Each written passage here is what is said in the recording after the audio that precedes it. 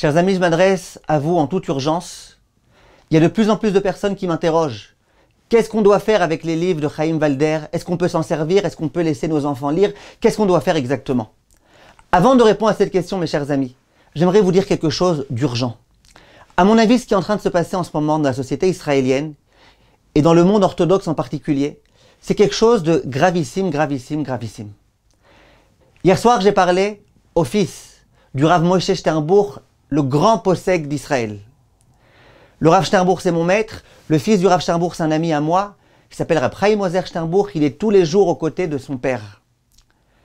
Il me dit, lorsque mon père a entendu qu'au moment de l'enterrement de Chaim Walder, il y a eu des oraisons funèbres, des espedim, il s'est mis énormément en colère. Et quand mon père il a entendu que on avait dit de cet homme-là, après qu'il soit mort, Zecher Tzadik Livracha, genre c'était un tzadik, il s'est mis énormément en colère. Il dit, et lorsque il a entendu qu'il y a des gens qui disaient que on n'aurait pas dû parler de ça, on n'aurait pas dû faire exploser l'affaire, que c'est nous qui l'avons tué cet homme-là en parlant, il dit, il s'est mis extrêmement en colère. J'aimerais vous dire, mes chers amis, plus le temps passe et plus, visiblement, on s'aperçoit que les accusations, ce n'étaient pas des accusations qui étaient vaines, en tous les cas pas complètement vaines. Et le fils du Rav Moshe Sternbuch, il me l'a dit lui-même, il m'a dit que son père, il était déjà au courant de pas mal de choses. Donc, il y a des accusations. Maintenant, écoutez bien, mes chers amis, ce qui est en train de se passer. Il y a des victimes. Il y a des gens qui ont souffert terriblement. Il y a même une personne qui s'est suicidée juste après le suicide de Chaim Walder. Maintenant, qu'est-ce qui se passe dans notre société? Et quel est le problème? Le problème, c'est que les personnes qui refusent de parler, alors qu'elles devraient parler pour pouvoir extérioriser le mal qu'elles ont à l'intérieur, qu'on leur a fait, ces personnes-là, eh ben, elles n'attendaient qu'une chose pour pouvoir parler. C'est qu'enfin, on leur dise, parlez, vous avez bien fait de parler. Grâce à vous, on peut réussir à sauver d'autres personnes. Et ce qui se passe malheureusement, dans beaucoup d'endroits, c'est tout le contraire. Tout le contraire, parce qu'on dit les gens qui ont parlé, c'est des réchaïm, c'est des assassins, c'est des mauvais, ils n'auraient jamais dû faire ça. Donc en d'autres termes, taisez-vous. Donc tout ce qu'on avait gagné à cette histoire-là, c'était qu'enfin ils ouvrent leur bouche, les gens, et qu'ils puissent comme ça se sauver, et qu'on puisse enfin commencer à s'occuper des cas graves. D'un coup, non, taisez-vous. Et les victimes, qui, d'une façon ou d'une autre, ont compris de la bouche de certains que c'était des assassines, puisque c'est de leur faute que Chaim Walder s'est suicidé, ça veut dire, non seulement c'est des victimes, mais en plus, on leur dit c'est de votre faute. Voilà, c'est de votre faute à vous, vous auriez dû vous taire. Moralité, ces victimes qui ont eu tellement de mal à s'exprimer, qui ont fait un effort fou pour réussir à parler de ça.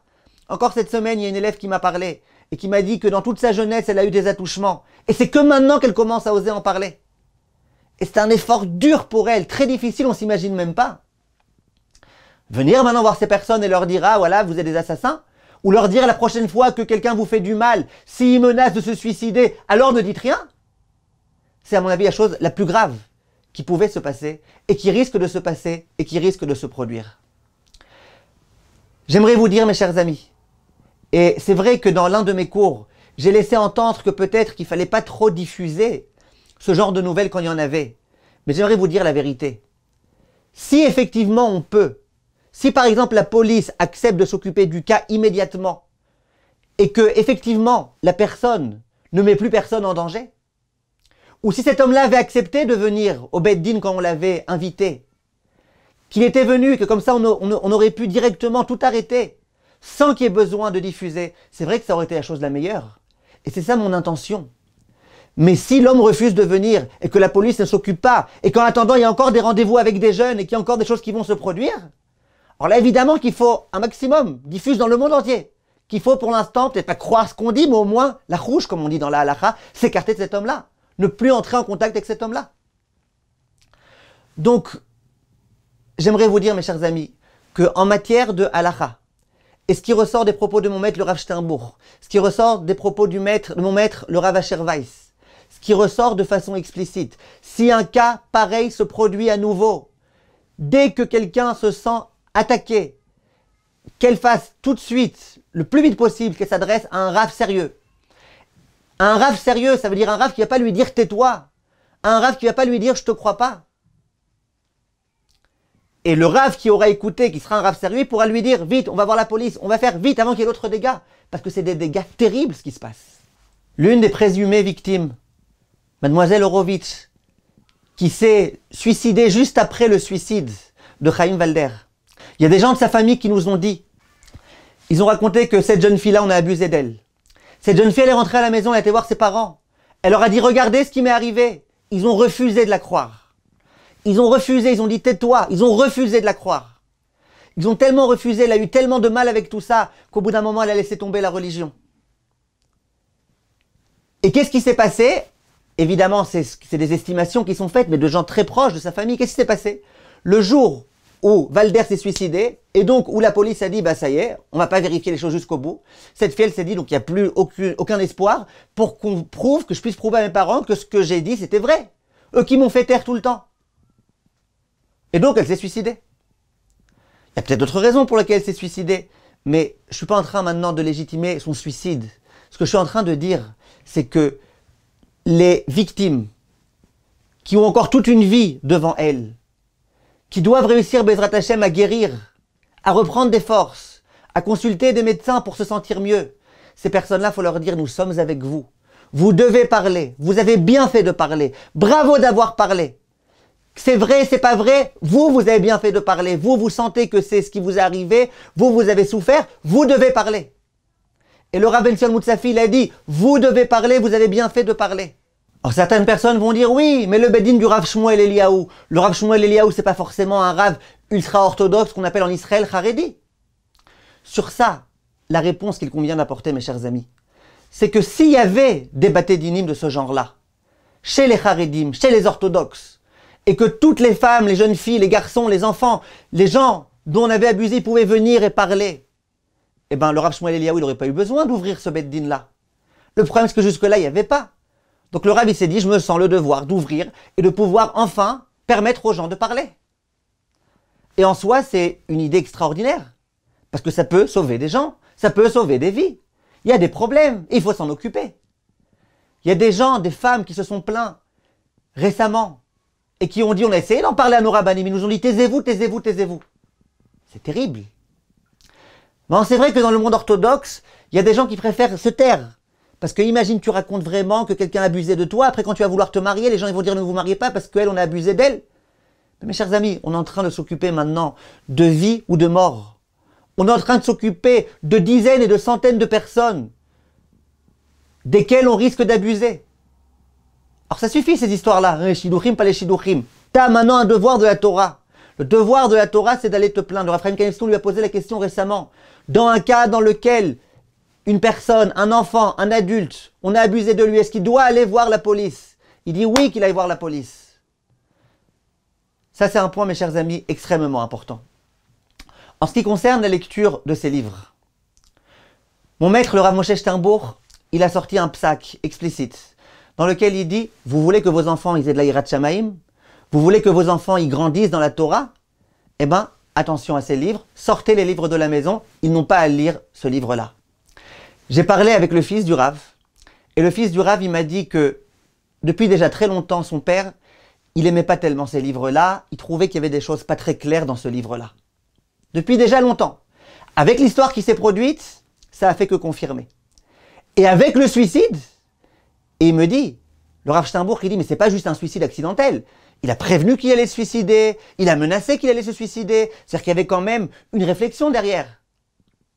Il dit, comment maintenant on peut donner à nos enfants à lire des choses qui ont été écrites par un homme mauvais, par un homme impur? Comment on peut faire une chose pareille?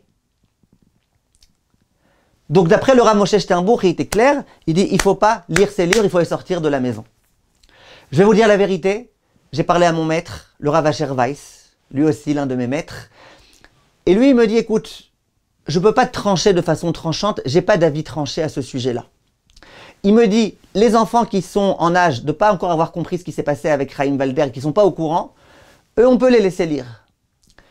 Il me dit, les gens, les enfants qui sont au courant de toute l'histoire, ben, on ne peut pas leur laisser lire des choses dont on leur dit, celui qui a écrit ça, c'est un homme qui s'est suicidé, c'est un homme qui a fait des actes mauvais et négatifs, visiblement, on ne peut pas. Il dit, mais peut-être que dans quelques années, quand toute cette histoire-là, elle sera oubliée, peut-être qu'à ce moment-là, effectivement, les gens qui achèteront le livre, ils sauront même plus c'était qui cet homme-là. Je ne sais pas si ça se passera dans les années prochaines. Il dit peut-être qu'à ce moment-là, on pourra laisser les enfants lire. En tout état de cause, mes chers amis, à mon humble avis, le conseil que je vous donne au jour d'aujourd'hui, les gens qui veulent entendre mon psaque, je pense que la chose idéale à faire, au jour d'aujourd'hui, c'est de se débarrasser des livres. Je sais que les Français, ils lisent beaucoup ces livres. Et je sais qu'il n'y a pas tellement d'autres livres à lire. Mais il faut se préoccuper de l'éducation de nos enfants. Quand nos enfants, ils sont au courant de ce qui s'est passé, et qu'on leur dit, mais lisez, lisez. Ouais, il y a des histoires, il explique comment on fait face aux problèmes de la vie, comment... Mais on les rend fous, nos enfants. Je parle même d'un aspect éducatif. On les rend fous. Pourquoi on les rend fous? Parce qu'on leur dit, lui c'est un homme qui a mal agi, mais toi lis ses conseils, vas-y t'as raison, lis ses conseils. On va les rendre fous nos enfants. En dehors de ça, tous les grands chachamim, le Bnei Issachar et le Khatam Sofer, le Sefer Chassidim déjà, ils disent attention, quand tu lis un livre qui a été écrit par quelqu'un qui est rachat, par un mécréant, eh ben malheureusement, tu causes un dommage terrible à ton âme. Parce que ça rentre dans ton âme. Parce que ce que l'est traité, ça se trouve retranscrit dans ses écrits. Le grand Rav Rata de Shomer Emunim, il dit la même chose, exactement. Il dit que ce qu'est un homme, ça se traduit et ça se retrouve et retranscrit dans ses œuvres. Et donc, même si les enfants ne sont pas au courant de ce qui s'est passé, mais c'est un livre dans lequel il y a de l'impureté. C'est un livre dans lequel il y a des choses pas normales, pas bonnes. Il y a un homme pas bon qui a mis tout son être à l'intérieur. Comment on peut lire ce genre de livre? Donc évidemment, si vous me demandez mon conseil, je pense que le mieux, c'est de sortir ces livres carrément de la maison. J'ai pas dit de les brûler, j'ai pas dit qu'il fallait les brûler, mais j'ai dit une chose. Je pense qu'il vaut mieux sortir ces livres de la maison. Sans parler du fait que, comme je vous ai dit, il y a beaucoup de gens qui pensent que les écrits eux-mêmes, ils sont problématiques, qu'il y a tout type de choses problématiques, qu'il y a, par exemple, une tendance à écarter les enfants de leurs parents au lieu de les rapprocher des parents. Il y a pas mal de problèmes. L'un des grands rabbanim de l'éducation en Israël, qui s'appelle le Rav Barzak, il a dit qu'il s'adressait aux Gdolim, et que les Gdolim lui ont dit que cet homme-là, c'était un homme problématique, un homme dément, et que c'est d'ailleurs la raison pour laquelle il a fait ce qu'il a fait, la raison pour laquelle il s'est suicidé, et qu'il ne fallait pas laisser les enfants lire ses livres. Kol tov, mes chers amis, Besorot Tovot, et diffuser cette vidéo.